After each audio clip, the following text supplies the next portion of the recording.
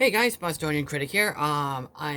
Since the new animated Scooby Doo movie is on VOD, but let's just say it's in theaters right now. So, without further ado, I think it's perfectly time for me to talk about the two live action Scooby Doo movies that were released on the big screen. First, I'm obviously going to talk about this one, Scooby Doo. I saw this one when I was like 7 or 8 years old when it was released in theaters. I saw it when it first came out. I was with my mother and father, brother and sister, and my grandparents. We went to the AMC theater in Boston near the Tombs Wit or and Shaw Supermarket. Or it had a big arcade. It had like an arcade. It was a big movie theater. So um I don't remember like getting super excited for this film. I did see commercials. Like I was just a kid. I didn't know like how to like feel like excited and stuff. But you know what? This film was like very mixed by critics and audiences. Well, basically negative. And I do see where they're coming from for this film. And honestly, I don't think this movie's that bad. Is it perfect? Absolutely not. But the story. Wait, the movie opens up with Daphne being kidnapped by the lunar ghost, and then, of course, like a Scooby Doo movie, they capture the ghost, and then it turns out to be a creepy janitor, and then on on Pamela Anderson comes in on for like a cameo and stuff, and that's it. And then the rest of the gang are like arguing with each other, and then and then they broke up. Uh, so, basically, our characters are Fred, of course, Fred, Velma, Daphne, and on Shaggy and Scooby. We have what do you call it? We have Fred, played by Freddie Prinze Jr. Or Velma, played by trying to pronounce her name, Linda Cardellini. And Sarah Michelle Gellar as Daphne. Shaggy, played awesomely by Matthew Lillard, which I'll get to him in a minute, and of course we have Scooby Doo. So 2 years go by, and Scooby and Shaggy are living in the Mystery Machine. They're right by a beach, and the cooking the eggplant burger.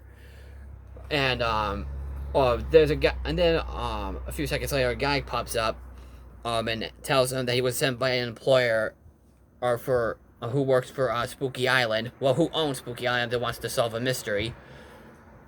So the rest of the Mystery Inc. Basically unite at an airport, and then we do come across other characters like this love interest for this pointless love interest. Well, still very likable character, played by Mary Jane, played by Isa Fisher. And we do see the owner of Spooky Island, played by Mr. Bean and Zazu himself, Warren Atkinson.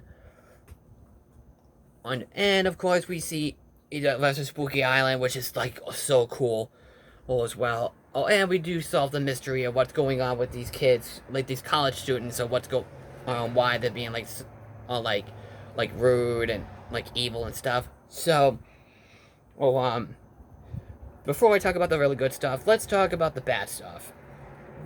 Let's talk about the biggest problem with this film: the CG effects. I will admit that I'm not gonna say it on Scooby Doo, or which I will get to him in a minute. I'm talking about like the animation on the creatures that we see in this film, like those. Oh god, those big monsters. Or is there actually allergic to sunlight? Yeah, doesn't that seem like a bit of a ripoff to Joe Dante's Gremlins? Um, and the CG on them and Scrappy Doo CG effects, they are terrible. Like it's so horrible that you just want to like cover your eyes or just laugh at how terrible it looks. I get the idea that this is supposed to be a cartoony like movie, but come on, they really could have done a better. It could have been a lot better.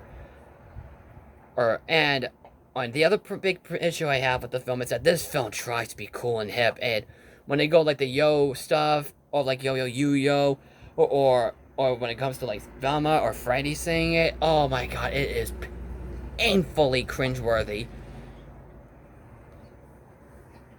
I mean, it gets painful when you hear stuff like that, and it really sticks like a sore thumb.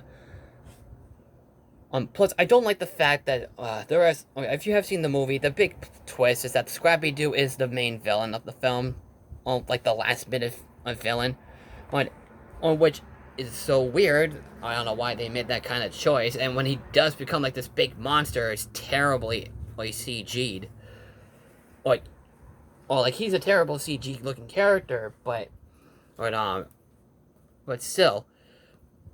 But that's all the bad stuff.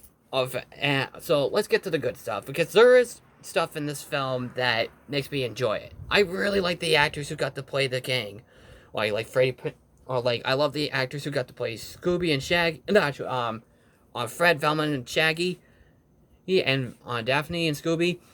But the best scene stealer for me is Matthew Lillard as Shaggy. Which everyone, including myself, agrees that he is the absolute best Shaggy ever. He's been playing this guy for like nearly 20 years now, and I'm glad he still does him.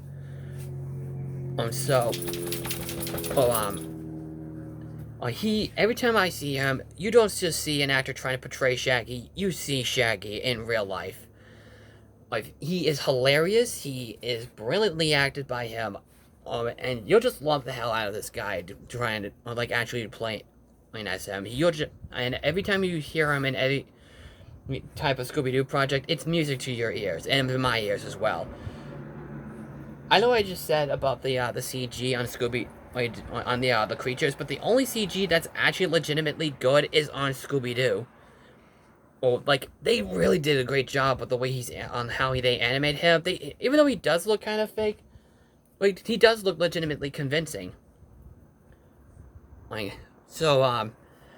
really like the animation on Scooby Doo, and I really enjoyed the actors who got to play the parts. I really thought Ron Atkinson was super enjoyable as the owner of Spooky Island. He was pretty funny. And the mystery is a lot of fun too, as well. I really like the mystery of this film.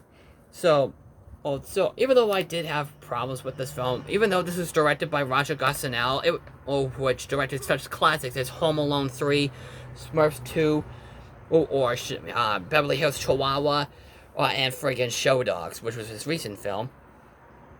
But this is one of his good films, honestly, and the film is a mixed bag. There are things I really like, but there are some things I absolutely hate about this movie.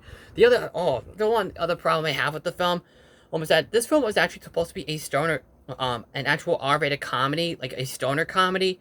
They did play a little too much of the adult jokes. I know it does deserve the PG rating, I guess, but I feel like it could have been like a PG-13 rated film with better adult jokes or something. But who knows? It's because the film was written by James Gunn, who directed the Guardians of the Galaxy movies, and is currently directing the new Suicide Squad movie, which is basically a remake, or whatever. So hopefully that does happen. And he did write the second one, which overall it is a mixed bag. But I think Scooby Doo but I think this film is enjoyable, decent enough. I can see why people don't necessarily care for it, but I do like it fine, and I don't even mind watching it every once in a while. Now, Scooby Doo 2, on the other hand, we'll get to this tomorrow. So with that said, if you have seen the original live-action Scooby Doo movie, what did you think? Just comment below, follow me on Twitter, Facebook, and Instagram. Don't forget to subscribe and share the video. And I'm the Bostonian Critic, and I will see you later. Take care.